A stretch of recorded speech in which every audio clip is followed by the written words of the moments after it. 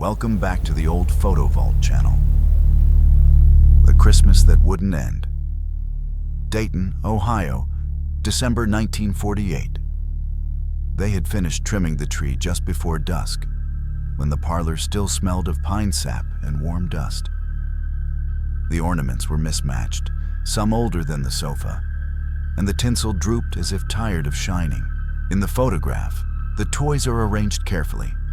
The lamb upright, the doll seated politely, the teddy bear watching from the cushion. Nothing looks hurried. Only later does the child appear, standing near the doorway, faint as breath on glass. She seems too tall to be a reflection, too solid to be a blur.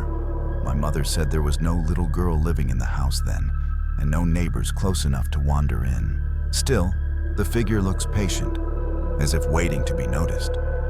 Every December after, the tree shed needles too quickly, and someone always felt watched while the lights were taken down, as though Christmas had left someone behind.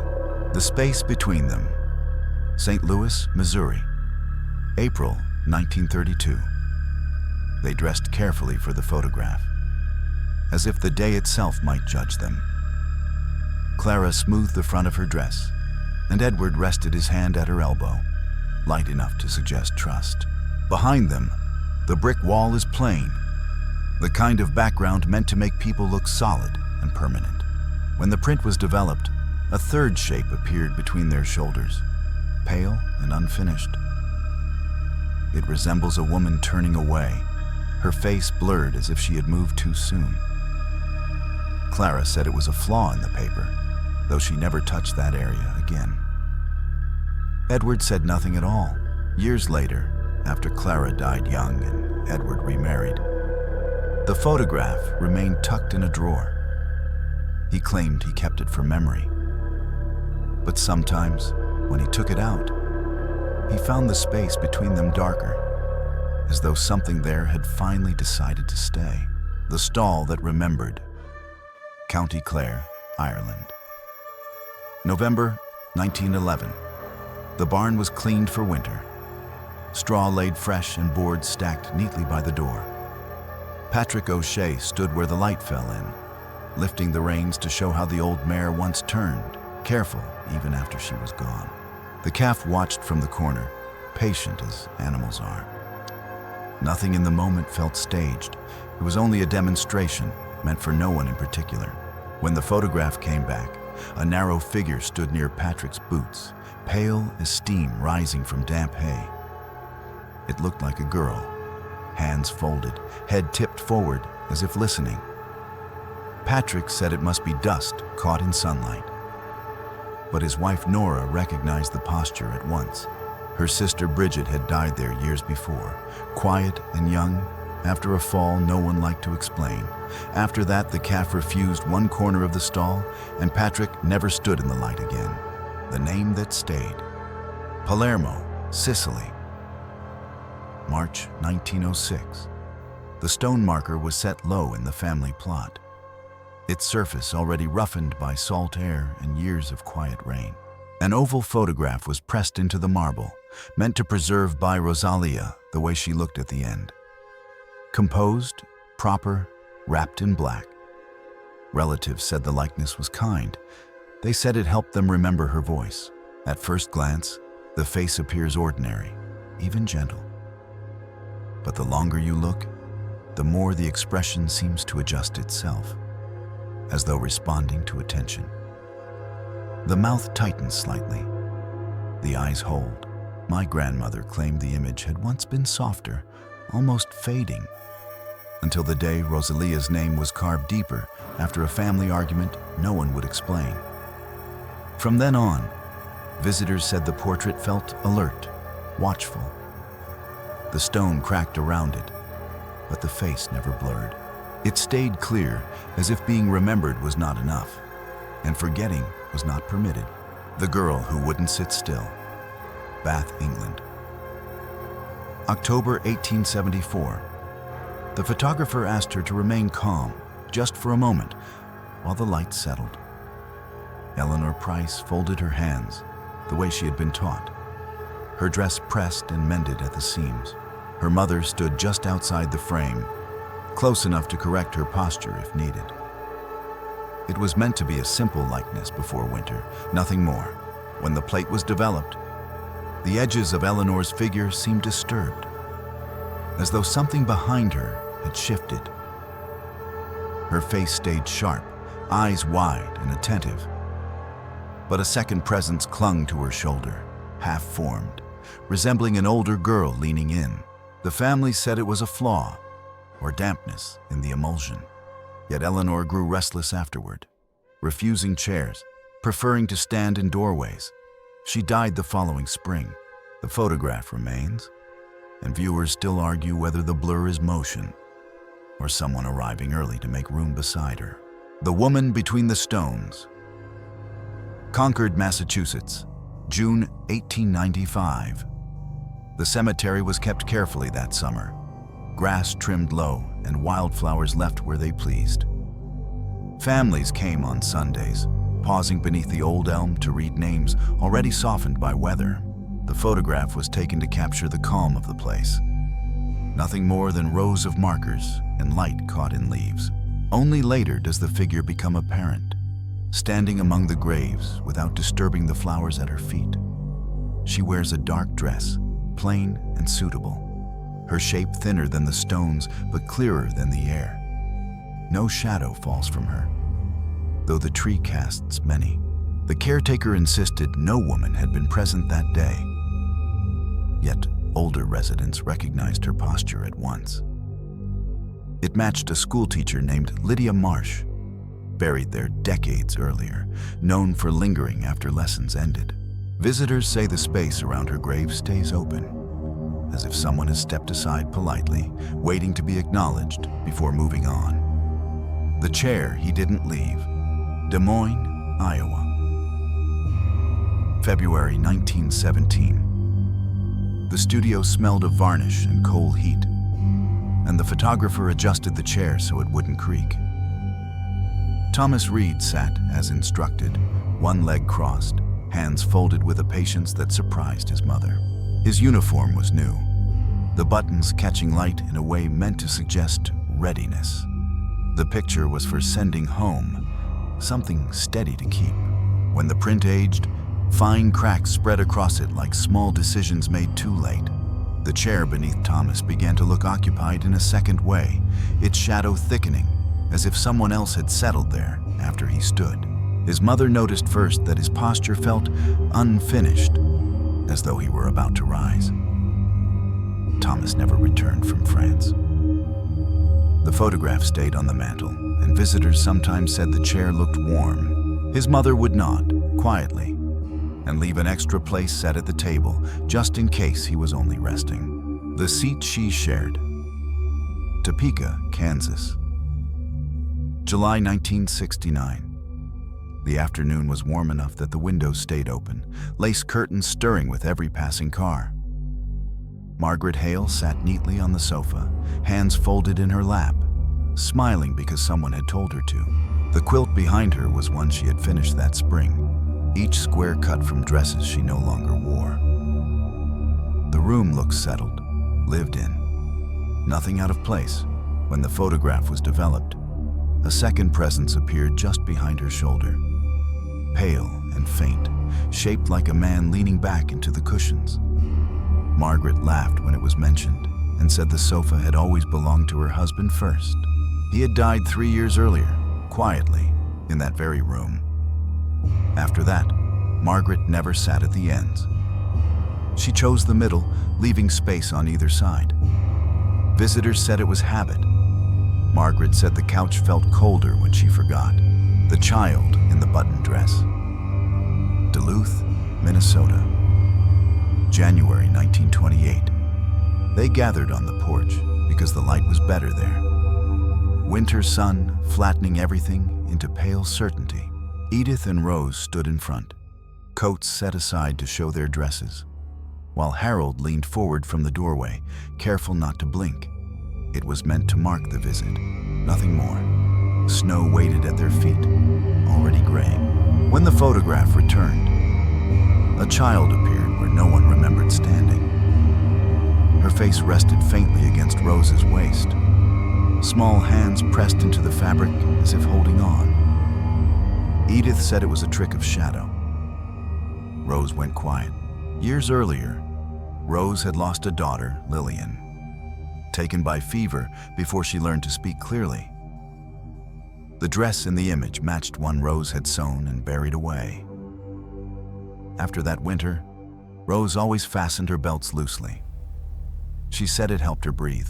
No one asked why the porch felt crowded long after the picture was taken.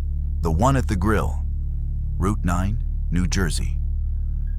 August 1973. The truck had stopped cleanly, its engine quiet, chrome grille catching the camera's flash like a polite smile. A patrolman said the driver was shaken but alive, standing off to the side with a paper cup growing cold in his hands. The road smelled of oil and warm metal. Everything necessary had already happened. Later, when the photograph was examined, someone noticed a figure at the front of the truck, standing where the headlights met the dark. It is shaped like a man, shoulders squared, face turned slightly toward the wrecked car. Too solid to be steam, too centered to be shadow. The driver swore no one stood there. He said he never got out until after the horn stopped sounding. What unsettles people is the posture. The figure looks attentive, almost courteous, as if waiting to be acknowledged. The grille reflects it faintly, enough to suggest a face that doesn't belong to anyone who survived. When the photo is cropped, the truck looks unfinished, like something essential is missing from its front. The appointment she kept, Tulsa, Oklahoma, May 1958. The salon was busy in the quiet way women preferred. Scissors clicking, dryers humming low like polite conversation. Helen sat straight in the chair, cape tucked neatly, trusting the familiar hands working at her hair. The mirror showed the usual things. Her face, the counter, the soft blur of movement behind her. Nothing worth lingering on. Only later did anyone notice the woman standing just beyond the station, pale and unfinished, wearing a hat no one remembered seeing indoors.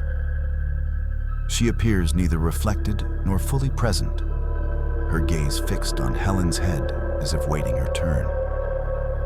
The stylist swore no one stood there. Helen said nothing, but her smile never reached her eyes when the photo was shown. Years afterward, it was remembered that Helen's sister had once worked in that salon, cutting hair until the day she collapsed between chairs. Customers said appointments were hard to cancel there. Someone always seemed to be waiting, the last one to leave. McIntosh County, Georgia. September 1904. The chapel sat open to the afternoon, doors wide, as if expecting a small congregation that never arrived. Moss hung from the oaks in careful strands, and the steps had been swept clean that morning by a man who liked order. The photograph was meant to show how peaceful the grounds looked after repairs, how the place still belonged to someone. Only later does the figure appear, standing near the right edge of the frame, thin as candle smoke. It resembles a woman in a plain dress, hands gathered at her waist, facing the chapel rather than the camera. The local register lists her as Anna Whitfield, caretaker's wife, buried behind the building after a fever took her one summer. Her husband kept the keys for years after services stopped. Neighbors said he locked up every evening, though no one heard the bell ring. The figure never moves closer. It simply waits, as if the last hymn has not quite finished.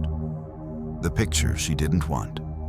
Greene County, Ohio, August 1910. They told her to sit in the grass because the light was kind there, filtered through the trees like forgiveness. Mary Ellen pressed her palms to her face, embarrassed by the fuss, by the insistence that this moment be kept. Someone joked that she'd thank them later. The garden was quiet except for insects and the slow patience of summer. When the photograph was developed, a pale figure appeared behind her, standing just beyond the shade. It looks like a woman in a long dress, head bent slightly as if sharing Mary Ellen's shame. No one recalled anyone else in the yard. The writing on the border, "I don't want my picture taken now," was added afterward, careful and tight. Mary Ellen never liked photographs again. Years later, after her sudden death, her sister noticed the figures seemed closer than before. Not touching, just near enough to understand. The room that read back, Providence, Rhode Island. November 1926. The study was kept as it always was. Shelves full, chair angled toward the lamp, the air smelling faintly of dust and ink. Mrs. Calder said the room made her husband calm, that he liked to sit and read until the light thinned at the edges. The photograph was taken to remember the order of things before winter rearranged them. In the image, a pale column appears between the chair and the bookcase, thinner than smoke, but too deliberate to be light. It rises as if from the seat itself, shaped like a person who has just stood up mid-thought. Mrs. Calder said it was glare from the window, yet after her husband died in that chair, the books nearest the mark began to slip forward on their own. She stopped dusting that corner. Visitors said the room felt attentive, as though something there was still finishing a sentence it had started years ago. The call she finished. Peoria, Illinois. October 1972. The kitchen was warm with supper still on the stove, cabinets shut the way she liked them. Nothing left out except the jar of tea and a single glass. Ruth stood at the counter with the phone tucked to her ear, listening more than speaking, one hand resting on the edge, as if anchoring herself. The photograph caught her mid-call, ordinary and unguarded. The kind of moment never meant to last. When the print faded, a second shadow appeared along the cabinet line behind her, shaped like a woman leaning in close, mouth near Ruth's ear. It looks too careful to be light, too familiar to be chance. Ruth said she hadn't been alone that night. Her mother had died in that kitchen years earlier, collapsing between the sink and the stove, the phone still ringing. Afterward, Ruth never hung up abruptly. She always waited for the other voice to finish first, just in case someone else was still listening on the line. The branch they shared. Bloomington, Indiana. April 1941. They climbed the trees because it felt like being older than they were. Jackets creasing where bark pressed through the fabric. Harold leaned back with practiced balance, serious even then, while James grinned and hooked an arm around his shoulder, trusting him not to let go. Someone called for them to hold still, just long enough to make it permanent. In the photograph, their bodies seem oddly joined at the center, hands overlapping where the trunk narrows. The blur there is thicker than motion, as if something else is gripping them both. Years later, when James enlisted and Harold stayed behind, the picture was folded and unfolded too often. James died overseas. His body never returned. Harold said the trees on campus felt closer after that, their branches heavy and low. He avoided sitting between them. When asked why, he said it felt wrong to lean where someone was still holding on. The bed that learned her shape. Harrisburg, Pennsylvania. February 1933. The room was kept carefully. Dresser polished, quilt folded back the same way every morning. The bed stood solid and well made, its frame chosen for durability rather than beauty. The photograph was taken to document the house after the funeral, to show that nothing important had changed. Only when the image was examined did the second figure become clear. A small shape sits at the edge of the bed, faint but upright, hands resting where a child might wait to be told it is time to sleep. The sheet nearby is pulled low, as if recently adjusted. The family said the youngest daughter, Ruthie, had died there the winter before, fever taking her quietly before dawn. After that, the bed was never moved. Visitors said the room felt occupied, though no one was ever inside. At night, the mattress kept its shallow dip, holding a place that did not remember how to let go. The reflection that sat too close. Scranton, Pennsylvania. December 1981. She had settled into the chair because the house was warm and quiet, the crocheted blanket tucked where it always was. The lamp cast a soft, familiar glow, and someone asked her not to move, just for a second, while the picture was taken. She folded her legs in, careful not to wrinkle the dress, and looked toward the camera with the patience of someone used to waiting. When the photograph was developed, the room looked mostly the same. The chair, the lamp, the curtain, everything in place. But along the glassy edge of the frame, another outline appeared, seated closer than anyone remembered. Its shape thin and colorless, leaning in as if sharing the chair. She said it was glare or age in the film. Years later, after she moved away, her mother kept the chair by the window.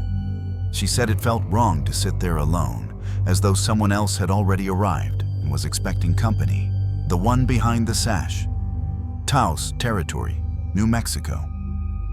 September 1887. He sat the way the photographer asked, back straight, hands resting easily. The embroidered sash laid across his chest like a promise. The staff was placed there for balance, something solid to hold while the light took its time. Wind moved softly behind him, lifting dust and the smell of sage. Nothing about the moment felt hurried. When the plate was developed, another face appeared over his left shoulder, faint and watchful. It looks younger, narrower, as if belonging to someone who had not finished growing into himself. The eyes do not meet the camera.